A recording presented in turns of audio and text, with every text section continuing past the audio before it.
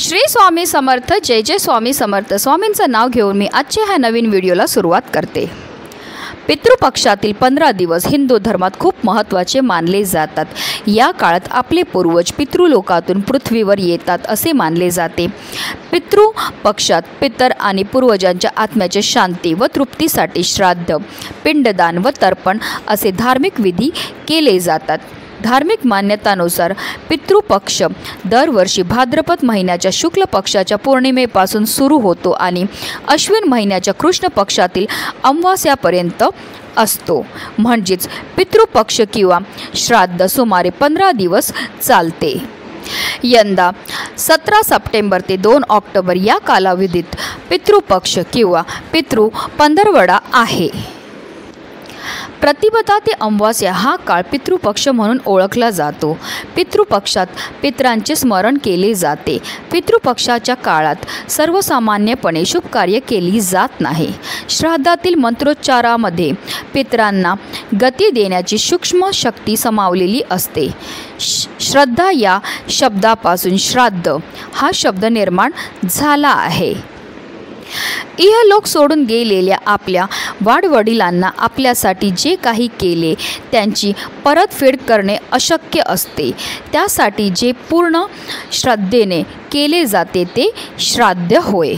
पूर्वजांमध्ये देवताप्रमाणे वरदान आणि शाप देण्याची क्षमता असते असा उल्लेख गरुड पुराण आणि कठोपनिषद यासारख्या ग्रंथात आढळून येतो। त्यामुळेच पूर्वजांना प्रसन्न ठेवण्यासाठी कुटुंबातील सुख, शांती, समृद्धी कायम राहण्यासाठी आपल्याला आवर्जून पितृपक्षामध्ये आपल्या पितरांची पूजा, सेवा आणि त्यांच्या नावाने दान हे करायचं आहे।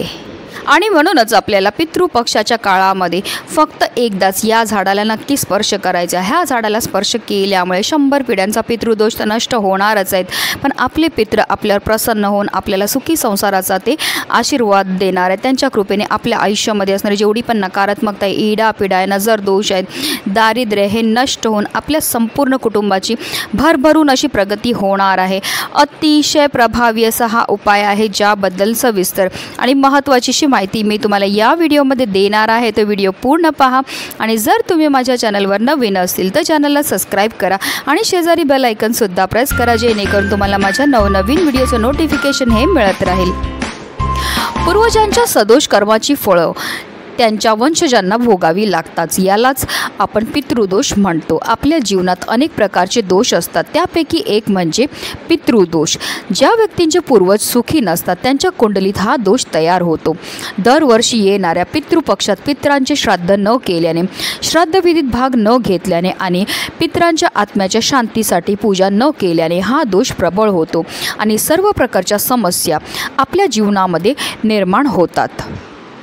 समस्या म्हणजे काय? तर समस्या म्हणजे घरामध्ये वारंवार आजारपण येतं, अचानक पैशाची टंचाई निर्माण होते, आलेला पैसा टिकून राहत नाही, आपली मुलं खूप शिकलेली आहेत पण त्यांना मनासारखी नोकरी मिळत नाही, आपल्या घरामध्ये अचानक भांडणं होतात, कलह होतो, आपल्या मुलांचा विवाह जुळण्यामध्ये समस्या येतात, संतान प्राप्तीमध्ये समस्या येतात। जर तुमच्यासुद्धा आयुष्यामध्ये अशा प्रकारच्या समस्या निर्माण होत असतील तर आवर्जून तुम्हाला ह्या पितृपक्षामध्ये आपल्या पितरांकरता सेवा, दान, धर्म हे करायचं आहे।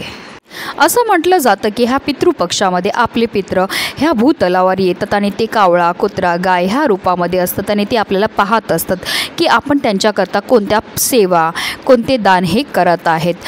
आणि म्हणूनच आपल्याला पितृपक्षाच्या काळामध्ये आवर्जून ह्या काही झाडं मी तुम्हाला सांगणार त्यांना स्पर्श हा करायचा आहे।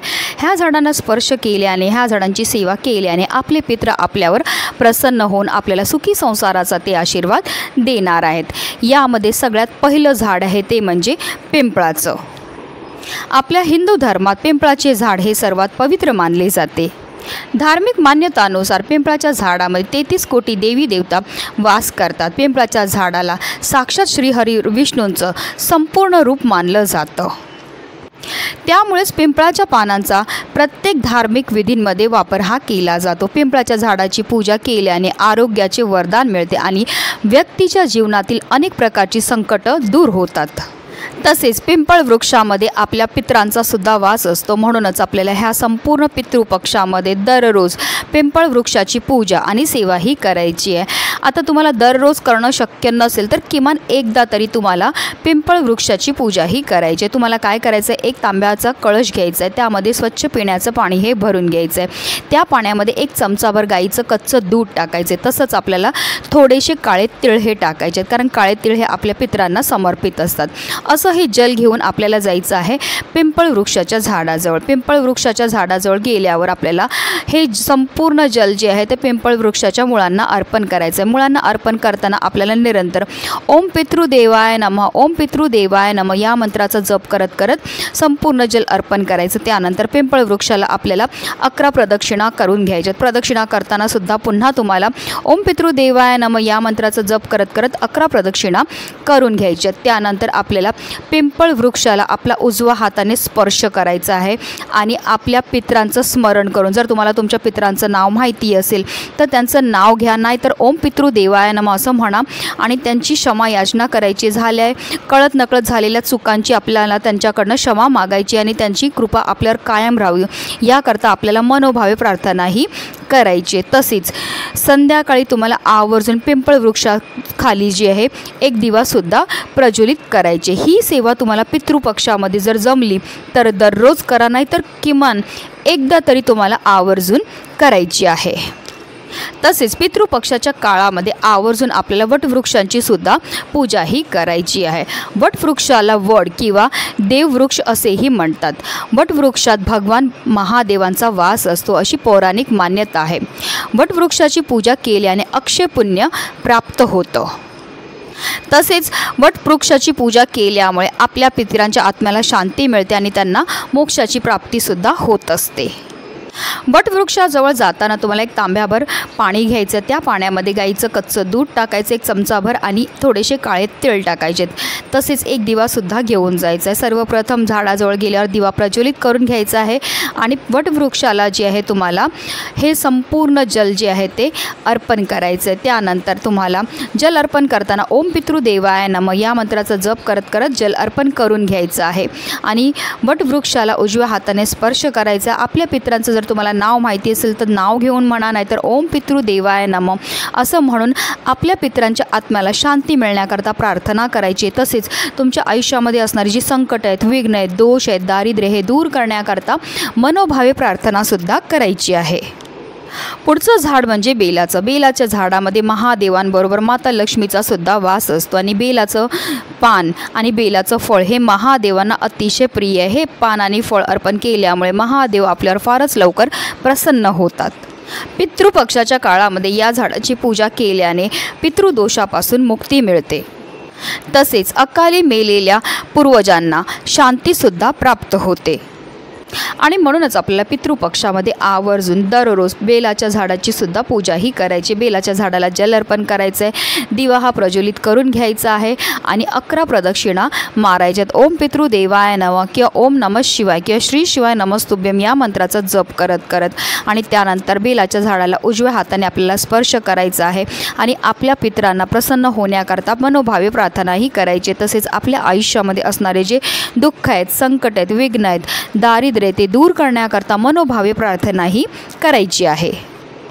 तसेच पितृपक्षाच्या काळामध्ये तुळशीच्या पूजनाला सुद्धा विशेष महत्त्व हे दिलं जातं। तुळशीची पूजा केल्यामुळे माता लक्ष्मी आपल्यावर प्रसन्न होते, तसेच आपले पितृसुद्धा संतुष्ट होतात आणि म्हणूनच तुळशीची सुद्धा आपल्याला दररोज पूजा ही करायची। तिला जल अर्पण करायचं आहे, तिच्या भोवती 11 प्रदक्षिणा मारायच्यात। प्रदक्षिणा मारताना आपल्याला ओम नमो भगवते वासुदेवाय नमः किंवा ओम पितृदेवाय नमः या मंत्राचा जप करायचा आणि त्यानंतर हात जोडून मनोभावे आपल्याला प्रार्थना ही करायची। आपल्या आयुष्यामध्ये असणारे जे दुःख आहेत, संकट आहेत, विघ्न आहेत, दारिद्र्य ते दूर करण्याकरता प्रार्थना करायची आहे। तसेच आपल्या पितरांच्या आत्म्याला शांती लाभो आणि त्यांची आपल्यावर कृपा लाभण्याकरता आपल्याला मनोभावे प्रार्थना ही करायची आहे। तर ही 4 झाडं आहेत। ह्या 4 झाडांपैकी तुम्हाला जे पण झाड तुमच्या घराजवळ असेल त्याची आवर्जून दररोज पूजा आणि सेवाही करायची आहे, किंवा तुमच्या इथे 4 झाडं असतील तर आवर्जून 4 झाडांची तुम्हाला पूजा आणि सेवा करायची। ही सेवा केल्यामुळे आपले पितृ आपल्यावर प्रसन्न होतात आणि त्यांच्या कृपेने आपल्या आयुष्यामध्ये असणारे सर्व दुःख, सर्व विघ्न आणि सर्व दारिद्र्य हे नष्ट होऊन आपल्या संपूर्ण कुटुंबाची भरभरून अशी प्रगती होते। म्हणूनच व्हिडिओ जास्तीत जास्त लोकांपर्यंत शेअर करा। श्री स्वामी समर्थ।